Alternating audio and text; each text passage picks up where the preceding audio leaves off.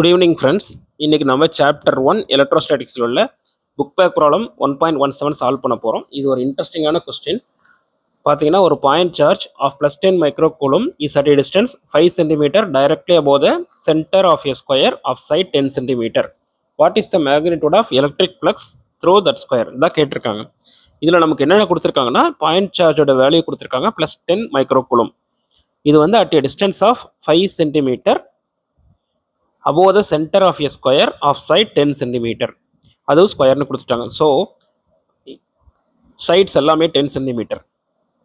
அதனுடைய சென்டரில் இருந்து 5 cm அப்பில் வந்து ஒரு 10 மைக்ரோகூலம் இருக்குது அப்படின்னா அந்த சென்டருக்கு இந்த பக்கம் ஒரு 5 cm, இந்த பக்கம் ஒரு 5 cm இருக்கும். ஸோ இப்போ நம்ம வந்து to find the flux through that square நாம் வந்து ஒரு காசியன் சர்ஃபேஸை வந்து நாமளே ஒரு இமேஜின் பண்ணணும். இப்போ நம்ம வந்து ஏற்கனவே நம்ம பார்த்த வீடியோஸில் வந்து பார்த்தோம், ஒயர்னா ஒரு சிலிண்டர், காசியன் சிலிண்டர் கஸ் பண்ணுற மாதிரி இருக்கும். ஒரு தின் ஸ்பெரிக்கல் செல் அப்படின்னா அதை சுற்றி ஒரு ஸ்பியர். அதே மாதிரி ஒரு இன்ஃபைனைட் பிளேன் சீட்னா ஒரு பேரலா பெப்பட். அது மாதிரி இந்த ஸ்கொயருக்கு நாம் வந்து கஸ் பண்ணக்கூடிய ஒரு காசியன் சர்ஃபேஸ் வந்து சிமெட்ரிக்கலாக இருக்கணும் அப்படின்னு பார்க்கும்போது இதை ஸ்கொயர் அப்படிங்கும்போது ஒரு க்ளோஸ்டு சர்ஃபேஸாக நம்ம ஃபார்ம் பண்ணோம்னா ஒரு கியூப் தான் வந்து இந்த இடத்துல வந்து கரெக்டாக மேட்ச் ஆகும் ஒரு காசியன் சர்ஃபேஸாக.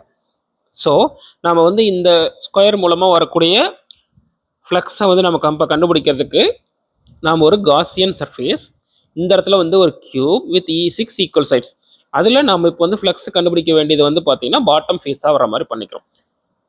ஏன்னா சார்ஜ் வந்து என்க்ளோஸ்டாக இருக்கணும். ஸோ இந்த இடத்துல வந்து நம்ம ஒரு காசியன் கியூபை தான் இமேஜின் பண்ணுறோம். அதுதான் பெர்ஃபெக்ட் சிமெட்ரிக்கலாக இருக்கும். இந்த கிவன் ஸ்கொயர் வந்து பார்த்தீங்கன்னா ஒரு bottom face. Out of the 6 faces of the cube நம்ம எந்த ஃபேஸ் வழியாக ஃப்ளக்ஸ் எவ்வளோ போகுதுன்னு கண்டுபிடிக்கணுமோ அது வந்து பாட்டம் ஃபேஸ் ஆகிடும். ஸோ இதில் வந்து பார்த்தீங்கன்னா இந்த 10 மைக்ரோகூலும் அப்படின்ற சார்ஜ் எக்ஸாக்டாக 3D சென்டரில் இருக்கும். அது நம்ம ஒரு டயக்ராமாக வரைஞ்சிருக்கோம். பார்த்தீங்கன்னா கியூபோடைய எட்ஜஸ் வந்து 10 cm இருக்கிற மாதிரி வரைகிறோம். ஸோ சென்டர்லேருந்து 5 cm மேலே +10 மைக்ரோகூலும் இருக்குது அப்படின்னா அந்த சென்டர்லேருந்து இந்த பக்கம் 5 cm, இந்த பக்கம் 5 cm. ஸோ டோட்டல் ஹைட் வந்து 10 cm-ல 5 cm வந்து 10 மைக்ரோகூலும் இருக்குன்னா அதுக்கு மேலேயும் பார்த்தீங்கன்னா 5 cm டிஸ்டன்ஸ் இருக்கும். ஸோ எக்ஸாக்டாக மிடில் இந்த +10 மைக்ரோகூலும் இருக்கும். ஸோ எக்ஸாக்டாக +10 மைக்ரோகூலும் வந்து சென்டரில் இருக்கிறதுனால 6 ஃபேஸஸ் ஆஃப் த கியூப் வழியாகவும் ஈக்குவலாக தான் ஃப்ளக்ஸ் வெளியே போகும். So total faces 6. நமக்கு கண்டுபிடிக்க வேண்டியது flux through the bottom face of the cube. So total flux எவ்வளோன்னு கண்டுபிடிச்சு டிவைடட் பை 6 கண்டுபிடிச்சு நமக்கு வந்து ஆன்சர் கிடைச்சிடும். சார்ஜ் என்க்ளோஸ்டு பார்த்தீங்கன்னா +10 மைக்ரோகூலும். எப்போவுமே நம்ம சம் சால்வ் பண்ணுறதுக்கு முன்னாடி SI யூனிட்ஸை மாற்றிக்கணும்னு சொல்லியிருக்கேன். ஸோ +10 மைக்ரோகூலும் அப்படின்றது வந்து 10 × 10⁻⁶ coulomb equal to 10⁻⁵ coulomb. Gauss law தெரியும். Total flux equal to charge enclosed divided by ε0. So charge enclosed வந்து பார்த்தீங்கன்னா 10⁻⁵ டிவைடட் பை 8.854 × 10⁻12.